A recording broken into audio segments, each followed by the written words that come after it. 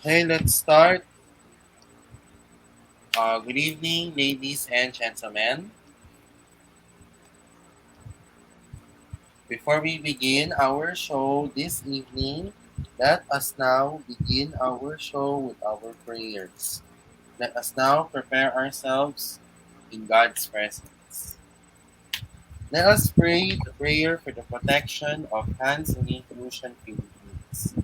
God our Father, we implore you to ask for the enlightenment and rescue and repentant success of the organization Hands in Inclusion Philippines. We ask for the repentance of the group from the false judgments of other people, including its former members. Rescue us from false sense of power and deliver us from the lesson of revenge that comes from the devil. Keep us in putting God first, whatever is the religion of their core team, including the founder, while being inclusive to all those who are in need of inclusion, especially persons with disabilities, LGBTQI+, people confused with their gender, ethnic groups, and poorest of the poor whom you also love. Help us to stop ourselves from manipulation of other people and resorting to unjust grudge, conspiracy, and violence which might affect the people they're trying to serve. We beg for its founder and his core team to be enlightened to see the lies behind the false doctrines and impure and violent motives of the false accusations we think and believe, and open the eyes to the truth of the pride of people. Help us humble ourselves, O Lord. Help us to realize that fear, envy, anger, and unforgiveness comes from Satan, and we stop whatever pride that he is holding. Please allow us to know ourselves a child of God. We also pray for those people who are blamed by HNI Inclusion Pilipinas to repent from the sins they are guilty of without resorting or believing in any false accusations made by either them or any enemy they encounter.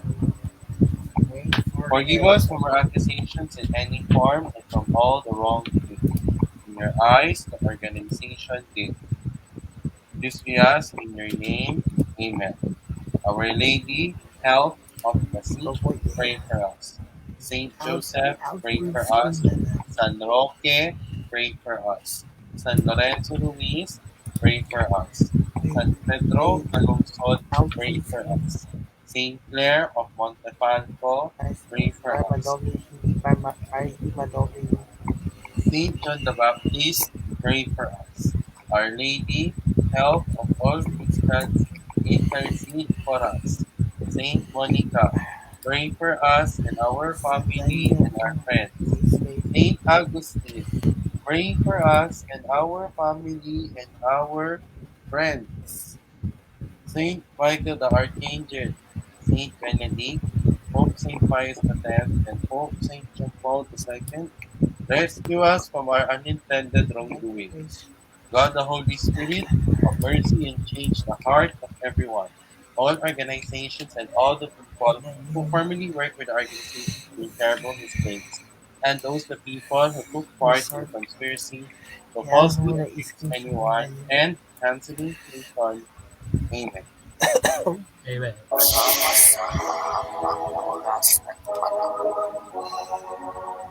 The world is inflicted upon it due to COVID-19. This is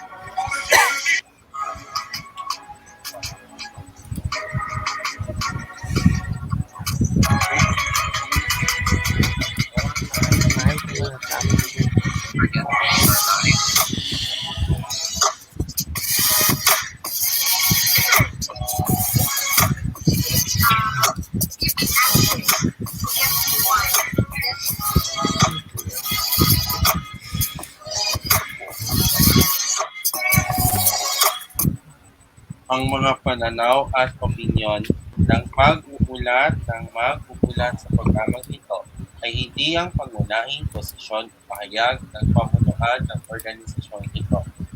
The views and opinions expressed in this live report are those of the presenter and do not necessarily reflect the official policy or position of the management of this organization.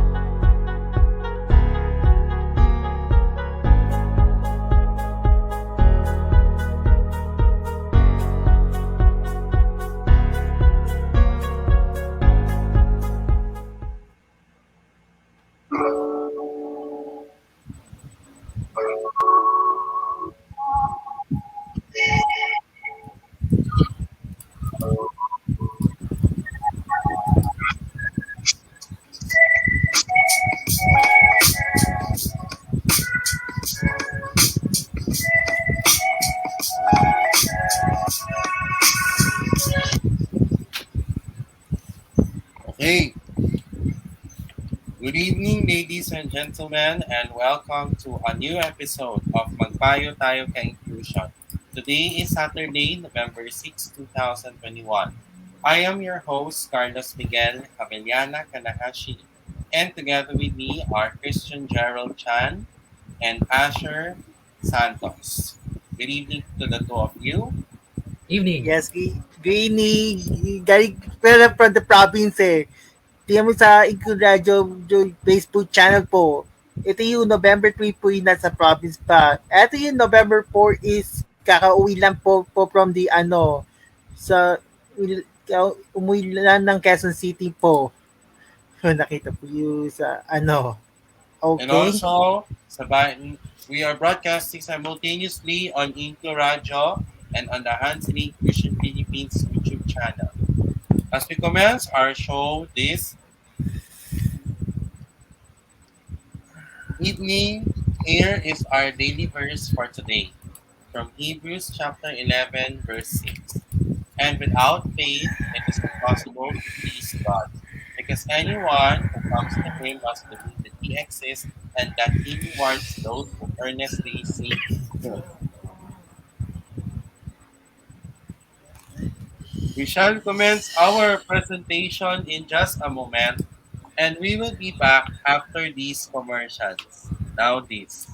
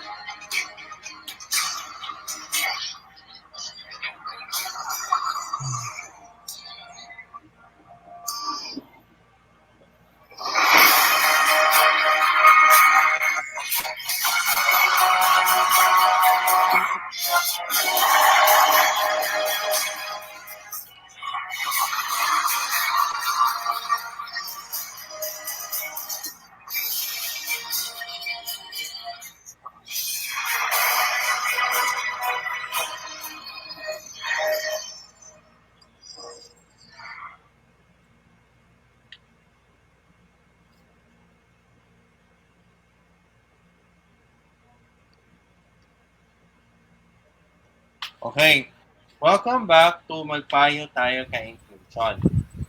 So Okay. this evening we will discuss to you about our topic for today, which is about hope. When we say hope, ladies and gentlemen, what comes into your mind? Christian. If you ask me about hope, I would respond in this. Inside Pandora's box, there are eight things. Seven of them great evil, unleashed into the world. The eighth is hope, that would lighten all these evil things. That would lighten the load that was unleashed upon man by opening the Pandora's box. And you think of How hope about you? as Okay, go ahead. Okay. something that transcends time, but at the same time gets involved in time. Go. How about you, Asher? When we say hope, what does this mean? To give give another chance po from the mistakes po o tsaka mga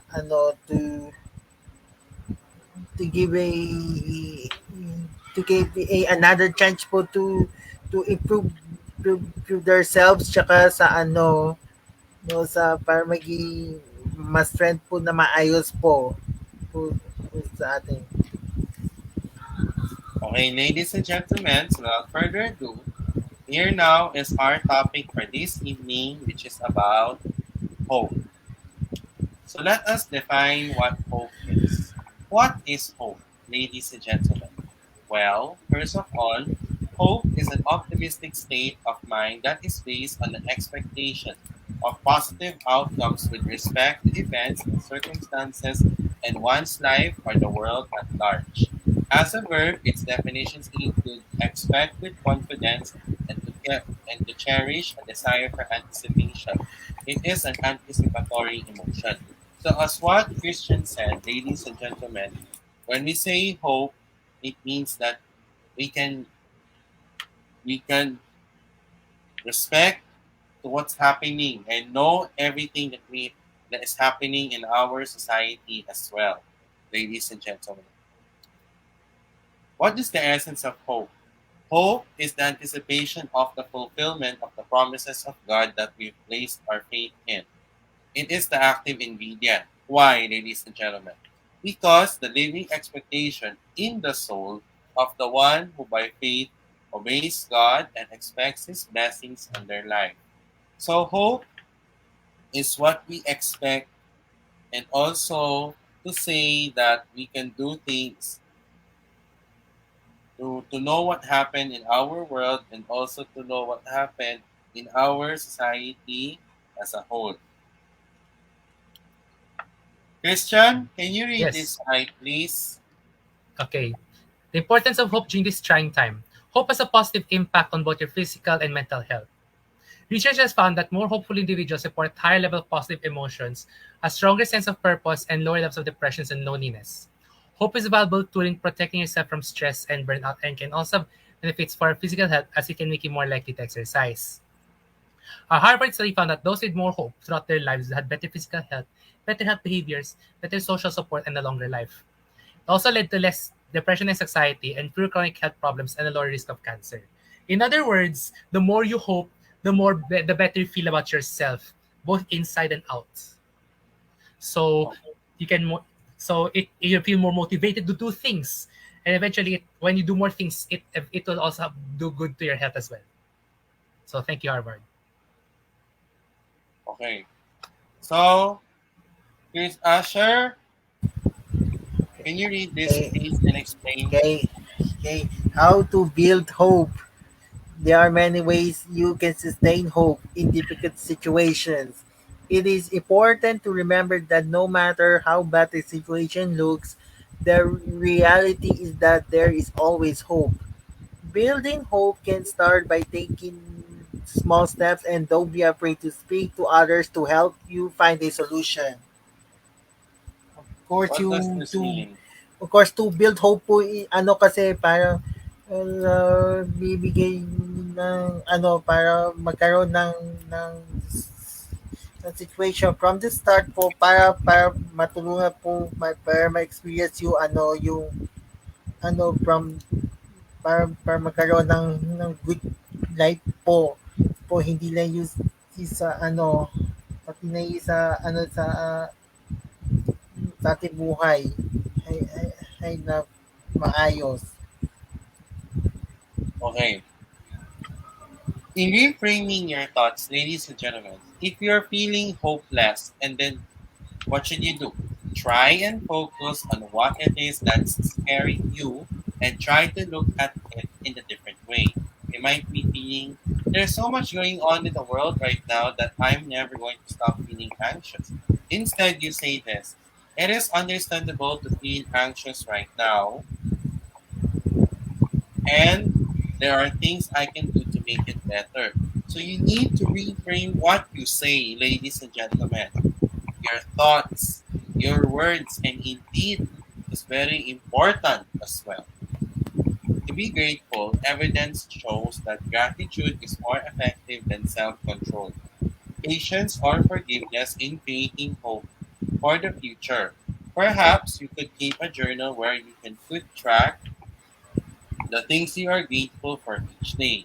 So to be grateful, you need to think what you have.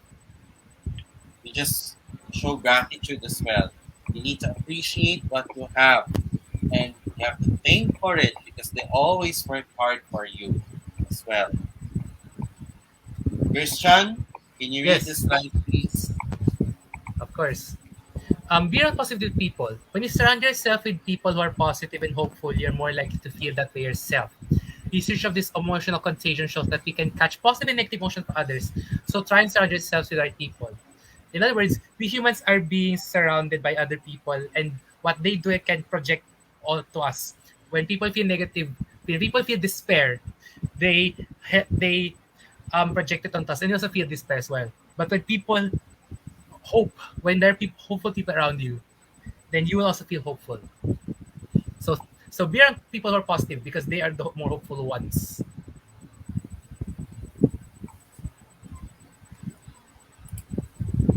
Asher, can you read this, Okay. please? Hope is not optimism. Hope is not the same as optimism, as optimistic generally is more hopeful than others.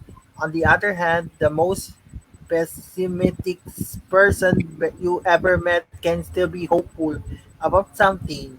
Hope is very specific and focused, usually on just one issue, such as I hope I get the job interview for, or I hope she calls me, or for a little kid during the holidays. I hope I get the bike I wanted. Yung ano, sinasabi po yung hindi siya optimism sa ano, lalo na sa issue po, yung, for example, yung may interview po, to interview for a job, or she wants to call her, she wants to call them po, pati tinayo tinayo during the holiday, and of course, I hope that to give the bike po or something that for So, why hope is so vital? Well, first of all, most people associate hope with a dire situation. People hope to get out of difficult circumstances. That is often when people do find themselves hoping fervently. But hope can also provide the key to making everyday life better. That's because just envisioning something hopeful, a child seeing herself riding her new bike, for example, gives a person a moment of happiness. According to psychology today, it can make present difficulties much easier to bear. So, so what does this mean, ladies and gentlemen? So, the reason why hope is vital is because we say that hope can be done in order for us to say that we can achieve more, and also to be appreciative of what you have in your life. And also, hope is your desires or what you expect in your life. And also, This is like cherish a desire with your anticipation as well. So, we will give you an example. I'll be Okay, right back. Sorry, kabayan. I'll be right back for first. But okay, stay tuned with Carlos. I'll be right back. okay. So, based on this slide, ladies and gentlemen, an example of this is that it is reported by the American Psychology Association. Children who grew up in poverty but had success later in life all had one thing in common: hope. According to Dr. Valerie Mahons, who worked on the research, she said, hope involves planning and motivation and determination to get what one hopes for. So, as what we have said in this slide, ladies and gentlemen, based on the example from the American Psychology Association, Bob, hope is what they need for children, especially for the less fortunate, because they also need motivation and determination. That means you need to determine to others. So, Hello mga Kainklusyon. I'm back. Sorry. Let's proceed. Christian, can you read, please? Yes. Now Wait the good lang. news. Ito. Now the good news. Okay. This study from Harvard's Human Flourishing Program, recently published, researchers examined the impact of hope on nearly 13,000 people in average age of 66, or year seniors. They found that those with more hope throughout their lives had better physical health, better health behaviors, better social support, and longer life. Hope also led to fewer chronic health problems, less depression, less anxiety, and the loss of cancer. So what does this mean for all of us? Be more hopeful. More hope leads to more health because you feel motivated, especially in your old age. And the more you healthy, the longer your life will be. So if maintaining hope in the long run is so good for us, how do we increase it? Or build hope if it's MIA? Here are my four suggestions. Here. Um, Thank you. What are your own suggestions? So before we get to the four suggestions, I always suggest the first one is to think positive. Of course, that's what I've been said tons of times. But at the same time, do positive because hope allows you must to hope. Hope flourishes in when you engage with the world. You don't let the world affect. Don't let the bad world affect you, but you engage with the world while at the same time maintaining that hope inside you that it will all be better. It will all be better at the end. Just keep going. Just keep doing. So think positive. Stay positive. Do positive, and Oh, think hopeful, be hopeful, do hopeful. yes. Asher, can you read this slide, please? Yes, wait. Okay, sandali na, wait na. Okay. Attend a motivational speech or watch, read, or listen to one online through YouTube, a blog, or podcast that increases hope, although usually the effect is short-lived. How can you build longer-term hope? Engage with the religious or spiritual community. It has worked for millennia. Amidst a community of like believers, people have drawn strength, found peace, and experienced the elevation of the human spirit just by knowing there is something or someone much larger than them. What does this mean? Please, Sorry, Asher. sorry ano lang yung joke lang. It's okay, it's okay. What Yung does first po, yung first po yung attend ng motivational speech po para may quiz yung chance na maging hope po yung para sa gano'n ay para maging successful ka sa isang sa personality ninyo tapos magiging good siya mang, siya para maging successful ka or something. Christian, Hmm. question. What is a motivational speech? A speech that drives people, that motivates people to do things, uplifts their space, and at the same time allows them, give them more energy to do things that they want to do. Why do we need that? Because we need, it's like this. Sometimes, what do you do when you're tired? I'm asking both of you. What do you do when you're tired? Carlos, you first. What do you do when you're tired? If you're tired, then you need to rest. That's simple. Yes, that's one way. But what if you feel low on energy? What do you do? Okay, not You tired. need, What do you do? you do. You have Yeah, any. when you're low on energy, what do you do? You need to recharge your life and Yes. What boost your else? immunity as well. Yes. What else? Eat as what more. Yes. You need to eat. Think of motivational speeches as like a full. It's like a full meal to boost your energy back. You're you're already down. You need to. You're hungry already. So you think of that. It's some sort of mental food, psychological food, but it works. Okay. So let's as we go back, ito, forgive. Participating in a forgiveness group or completing a forgiveness workbook, you can build hope. Why? It also reduces your stress, your depression, your anxiety, and increases your capacity to forgive. That's true even with long held grudges. I personally found that successfully forgiving someone provides a sense of both the willpower and the way power to change. Why? Why do we need to forgive? Christian, Hmm. why Because do we only need to forgive? because bearing grudges will only hurt you much more than it hurts them. Okay. So, Asher,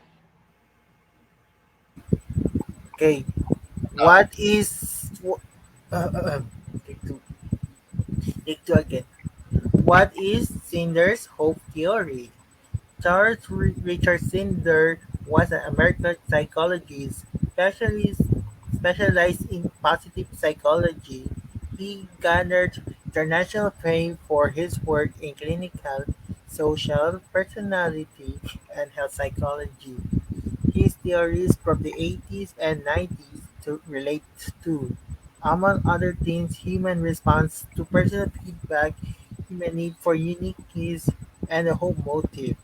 Based on Sinder's work, most studies were conducted to link increased level of hope to academic and athletic performance and physical health and well-being by helping people become so high hopers they can a lot of situation from the in the turn terms. That's why is what Sinder's hope theory is for.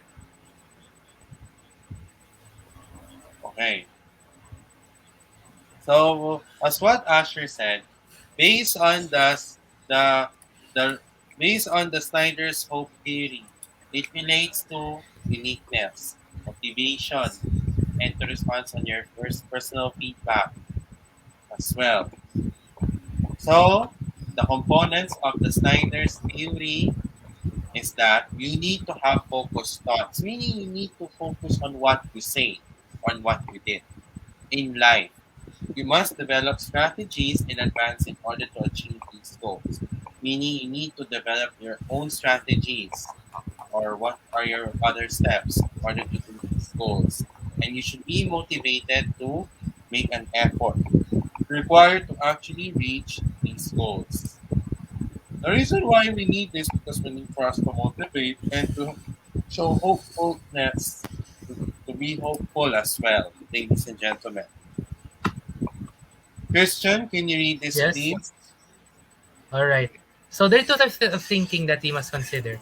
Pathways thinking. This is about the human ability to generate different pathways from the present and desired future. Pathways focus on the perceived ability to plan multiple routes.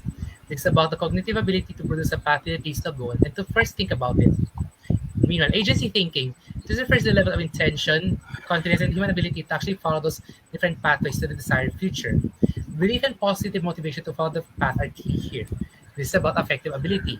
So, in other words, when you think about pathways thinking, you think about the possible what ifs. How do you get from here to there? What do I do to get from here to my goal? Now, agency thinking is doing those pathways. What pathway seems best for me? Can I switch pathways? How can I merge pathways so that I can get to my goal? And in agency thinking, you need to have motivation. You need to motivate yourself to do those things. Asher, can you read this, please? Hey, wait. The goals themselves also play an important role in Cinder's hope theory. Goals that are valuable but uncertain are described as the anchors of Cinder's hope theory. They offer direction and guide you to the final destination. Barriers can also play a role. They may make it difficult to reach the goals.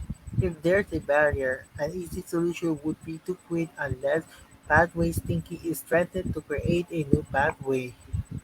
Reaching goals will happen more easily if emotions are positive.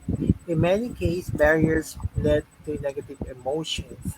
By coming up with new, alternative pathways, the conviction and motivation from agency thinking is reactivated, make it possible to reach the goal sooner.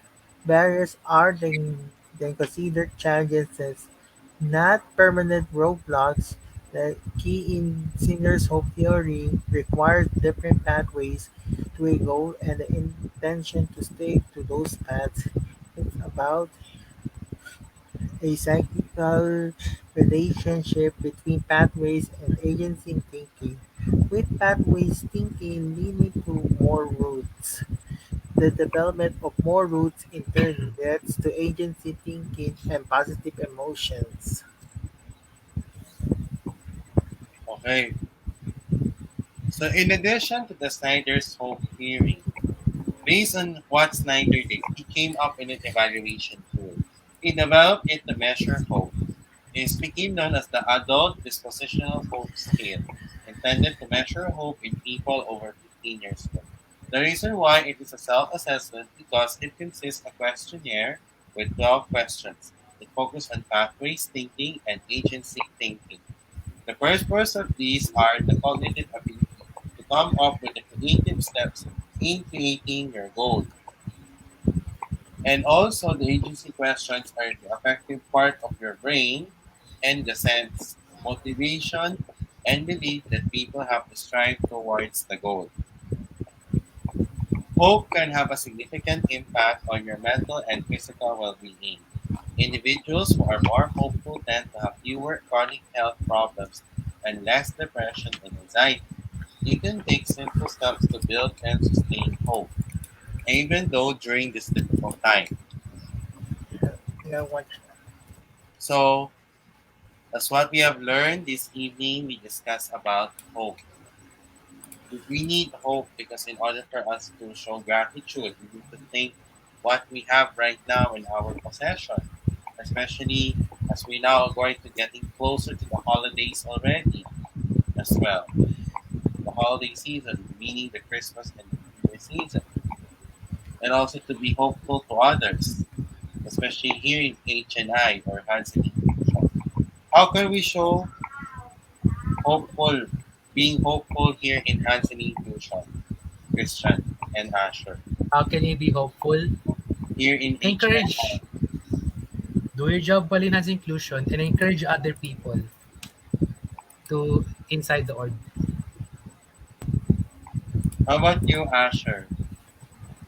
Um, of course, to showing their to um, show it to become a responsibility person po who, and of course to avoid many negativity problems with the hope po is mas marami goals po na ma, goes to be achieved po. And of course, para maano kasi, to give, to give, ano kasi, to give their expectations po. Yes. And also, as what here in HNI, in relation to being hope, we need to act as both a poor, act as a poor, and don't be an elitist. And also be hopeful as well by being to act as a neutral person and to be professional, and also to show proper decorum as well. And the reason why we're doing this is we want a peaceful, successful, competitive, decent, and organized group in a long-term situation. Ito yung ginagawa para magiging mapayapa, matagumpay, at magiging presente at maayos tayo ng matagal, ladies and gentlemen. Okay, that concludes our topic this evening. Now let us have our next part of our show this evening, where we can let us have our virtual pasyalan tonight. Where are we going, guys? Can you guess? Ito na. Christian and Asher, ito na. Or, Ah, where are we going for our virtual pasyalan? ang Zambales. Sambales. Why Zambales? Why I think Easy. yan pinili ko yan actually. Of course, gateway of you to South Central Luzon po. Have you guys been to Zambales before? Yes. Yes po. Yes po. Kailan? Uh, 2012, ay 2010, 11 po something sa ano para sa camp yata sa Iba Sambales. Okay. How about you, Christian? Hmm? The last time I've been to Zambales was around 2 years ago. Probably that's gonna change. Okay. So for me, I've been to Zambales several times since I was young because I have a farm there. So here now is our tour. What do you see in these pictures? Here, the places that you can see in Zambales are, you can see the Lighthouse Marina, the Subic Bay. You can also see animals at Subic Safari and Ocean Adventure and in the Subic Boardwalk. Also, you can visit the malls there like SM City Olongapo, Iba Town Center, and also you can see the Zambales Mountains in San Antonio and also the coast as well. You can also see the Mayon Volcanoes. It's the Mount Pinatubo there in Zambales. This is Mount Pinatubo. The last time it was erupted is 1991. And also, this is the Zambales Provincial Hall. And you will also see this anywhere in Zambales. What can you say about this, guys? I've been there and I want to go back again. Oo. Where in Zambales have you been? I don't know. Maybe. Also, May mga picture kami sa Sambales no 2011. Nasa high school kami. ang ginawa nila, trip. So, yes, Ocean Adventure po.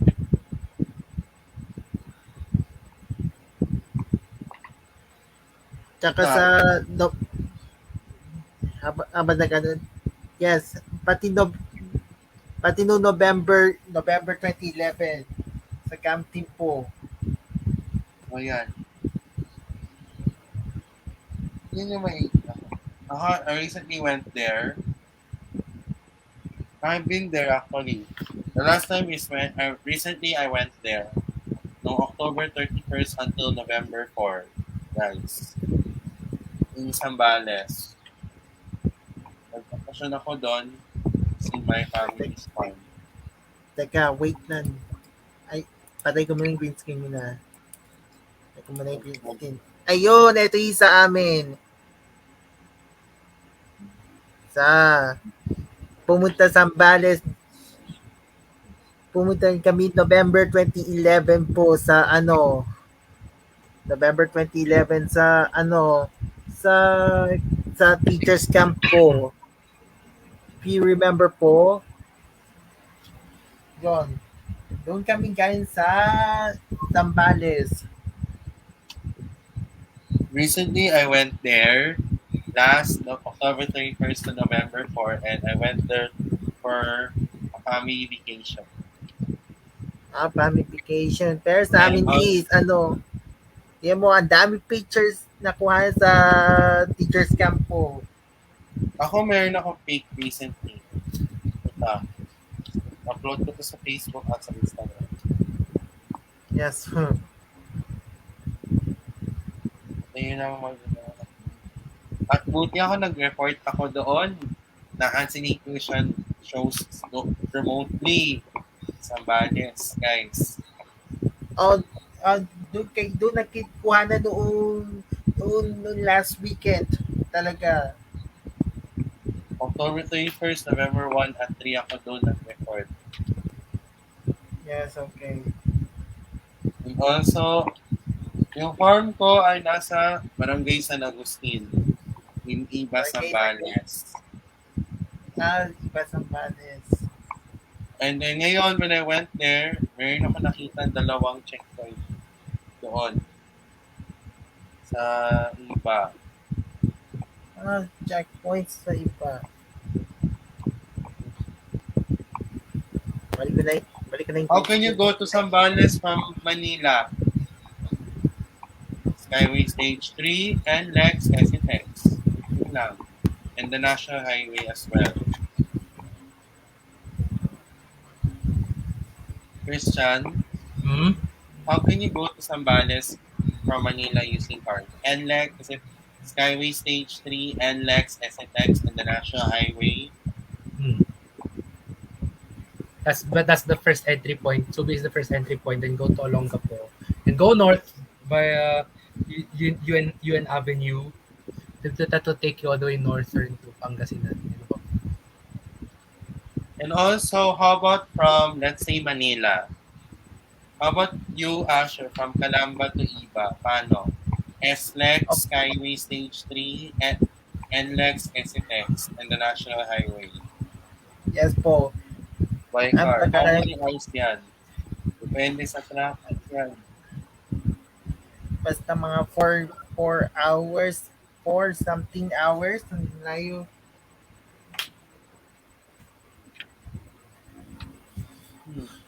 Yes. For me, I went there. It took 4 hours for me to go there.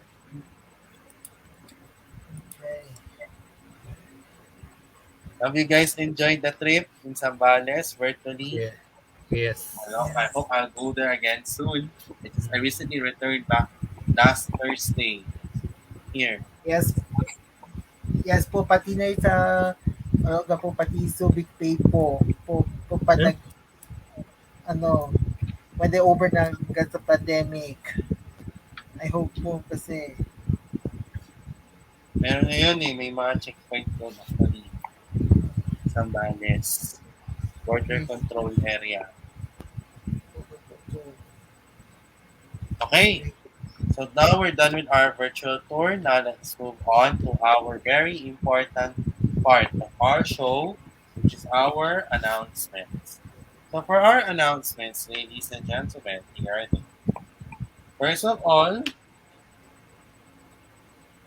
we have some products for sale at the Inclusion Pilipinas online shop.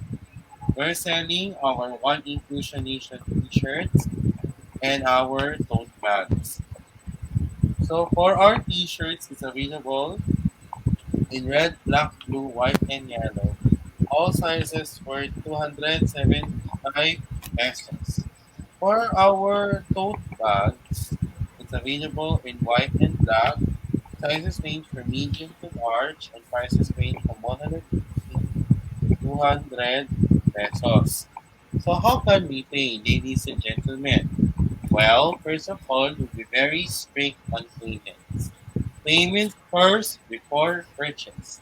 We're accepting payments from GCash on this QR code that I will flash this to you in just a moment, and we will deliver your ordered products via LBC and GoGo Express, ladies and gentlemen. Just a reminder, ladies and gentlemen, the Inclusion Philippines online shop is temporarily closed for areas under enhanced community quarantine and modified enhanced community quarantine, but it will continue to serve in areas under the general community quarantine and modified general community quarantine, but its operating hours are from 9 a.m. to 2 p.m.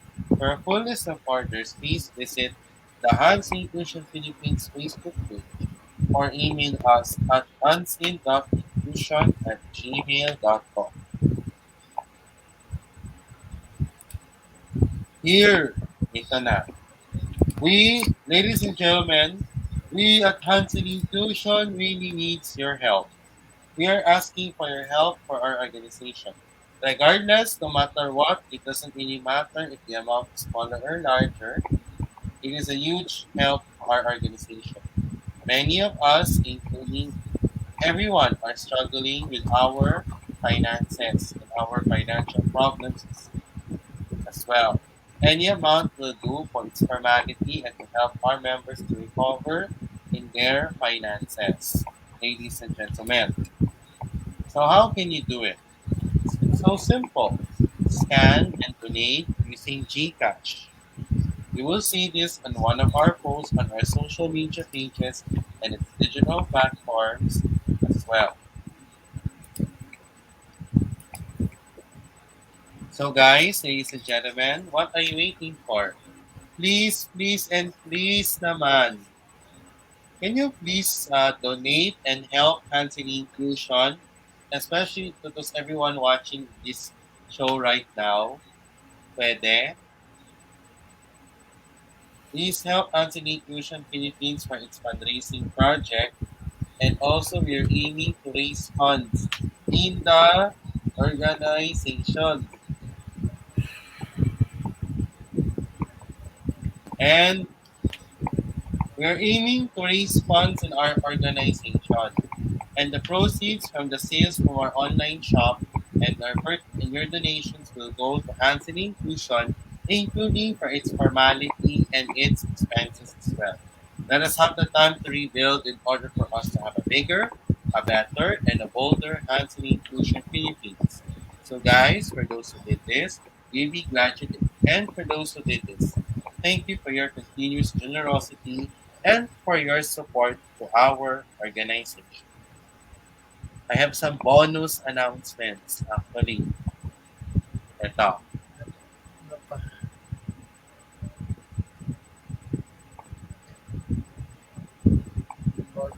ito. Okay, here are some of the remaining events for the month of November in Best Buddies Philippines. On November 13, 2021 at 4 p.m. on our Best Buddies Philippines Saturday series of learning, we will discuss to you about random acts of kindness with Gia Josa. So, Christian and Asher, as a preview, what is random acts of kindness for you? Hmm. Any kind act that happens randomly. It's correct. How about you, Asher? Dali lang, wait lang, nag-isip lang po kung ano yung, ano, of course, to, of course, is a random act of kindness is a non-premeditated, inconsistent action designed to offer kindness towards the outside world. The phrase practice random kindness and sense the acts of beauty was written by and Herbert on a placement in Sausalito, California in 1982. Okay, so we'll discuss that on November 13 with Gia Johnson on at 4 p.m. On November 17, we'll be having Coach Pepper on Wellness Wednesday at 3 p.m.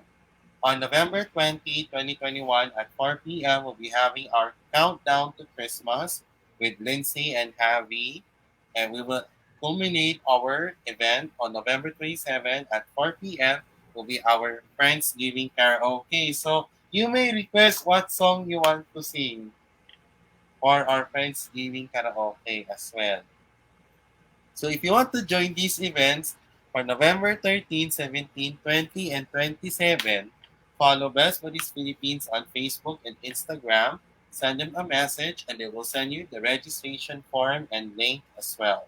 Here in Best Buddies Philippines, make a friend, be a friend.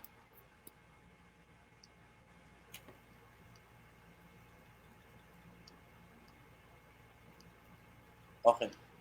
Last October 30, 17 out of 76 works are sold.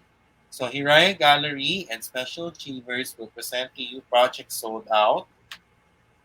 This is in partnership with Ateneo Special Education Society, Autism Strong Philippines, West Buddies Philippines, College of Rehabilitation Sciences Student Council, HNI Inclusion, Little Hands Isco with UNICEF, Philippine Academy of Occupational Therapists Incorporated, Society of Occupational Therapy Majors, the Able Center Tugon Ateneo, UP Collegiate Association of Speech Pathologists, and You Belong PH. So if you want to check this out, then check the Special Olympics. Sorry, it's the Special Achievers Facebook page as well. Sorry. And guys, ito na, Christian. Hmm. Ito, Christian, ito na. Oh yes. Whoop, whoop. Finally, the one project I always waited for so long. Hi guys, it's as an alumni of Speed, let me introduce you to Speed Week. Speed Week or Speed Ateneo Speed Disability Awareness Week is aims to direction. It aims to develop the connection between Ateneo community and our sector, which is for special needs. Through a series of talks and interactions, we hope to foster the love everyone has for each other by opening doors to everyone, not limited to SPEP. So Ateneo community can join in with whether on site or online, but right now it's online. All this will follow the theme of distance learning in the special ed sector. So it's more. So this time we're going live. Um, we're going on the web. So please stay tuned for all our activities. No friend left behind. So here's some of the events in Ateneo Speed, ladies and gentlemen. It will be on November 8 and it will end on November 12. They will be having a Filipino Sign Language workshop, an origami meeting, and we'll have some live stream talks and arts and crafts and more activities next week as well. If you're feeling hungry, then you order some foods from Sobra Comfort Food Restaurant. So for our menu, ladies and gentlemen, here are they.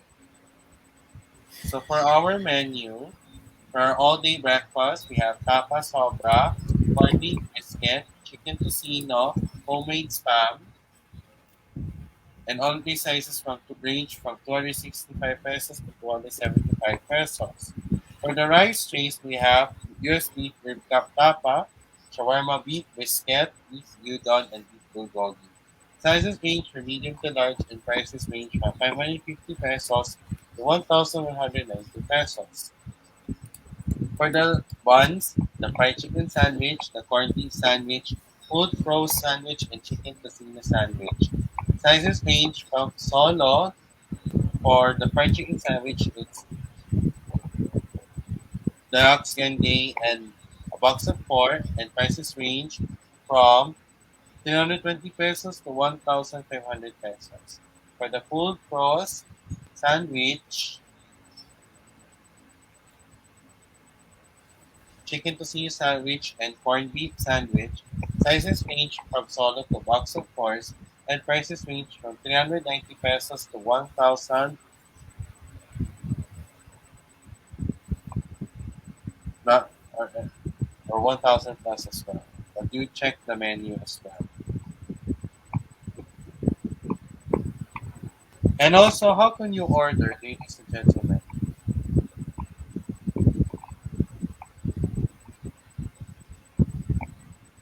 Head over to Sobra Comfort Food Restaurant, select the dishes you want to order, choose between pick up or delivery, pay conveniently to any of the same integrated payment methods, and your order is confirmed.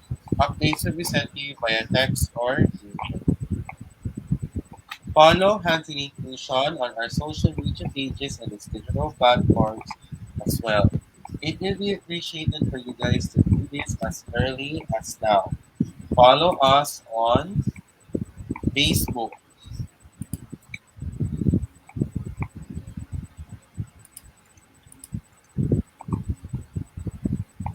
Hands in Inclusion page, InkluRadyo, InkluSports, InkluNihan, and the online shop. Instagram, Hands in Inclusion PH, Kumu, HNI Philippines, and subscribe to Hans Inclusion Philippines YouTube channel. So guys, for those who did this, thank you very much.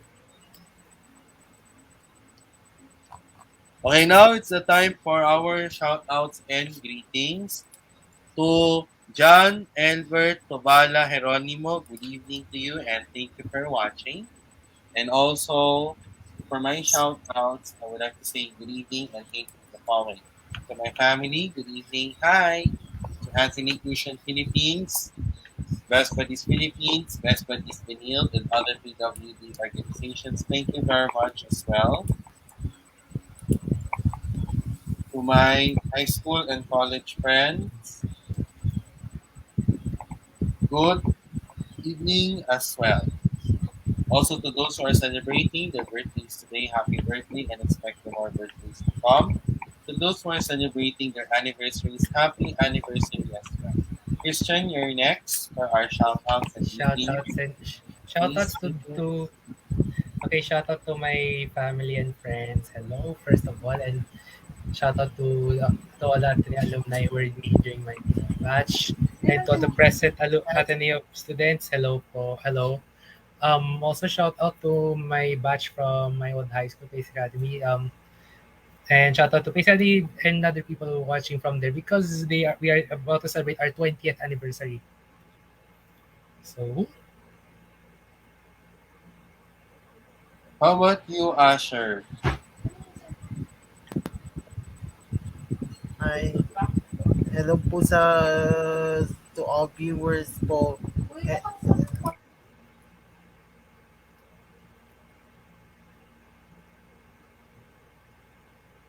What? Some more? No? sorry po. Hello sa mga taga Sambales po. To you sa you just na stay si Carlos for for few days sa do nag ano do, do nag ano kami nag ano kayo sa nag-vacation kayo. Hello to kasi to Ray po. Thank you for watching. Some more? Wala na po. Wala na po. And also, guys, to those who are watching, it may be a good morning, good afternoon, or good evening, wherever you are in the world. I hope you guys are in a good mood, but if not, we use this time to improve on your mental health and your well-being as well. To those who are watching us on InkluRadyo, thank you very much as well. And also to those who want to watch this again, you will check this out in one on Inclusion Philippines YouTube channel to be viewed on the next day for your viewing pleasure. As we wrap up our show this evening today, here is our daily quote for the day. To read this quote, I will give the floor to Christian Chan. thank you. Hope is being able to see that there is light despite all the darkness. By Archbishop Desmond Tutu. So, as what we have learned this evening, we discussed to you about hope.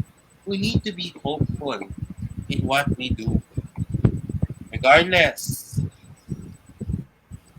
of what we have done in our everyday lives.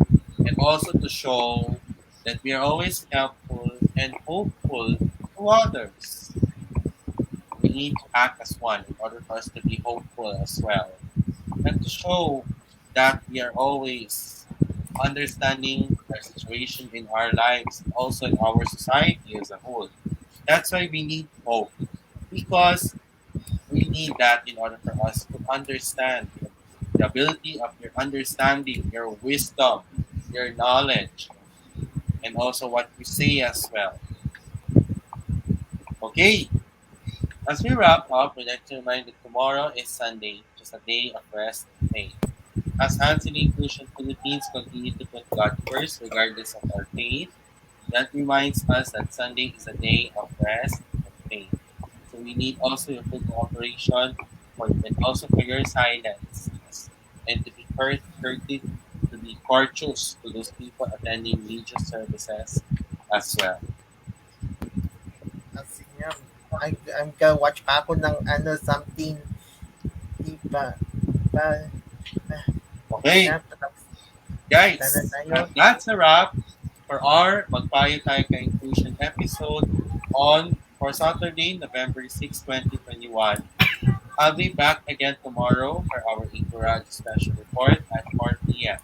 On behalf of InkluRadyo and Hands in Inclusion Pilipinas, I am your host, Carlos Kanahashi, and with me are Christian Chan and Asher Santos, saying, may the Almighty God bless us all, pagpalain nawa tayo ng Diyos ng poong may kapal. May bagong tapang sa One Inclusion Nation. All together, HNI, God first. HNI, God's first. Thank you very much for watching Magpayo Tayo Inclusion. Good night and bye for now. Bye-bye. Bye-bye.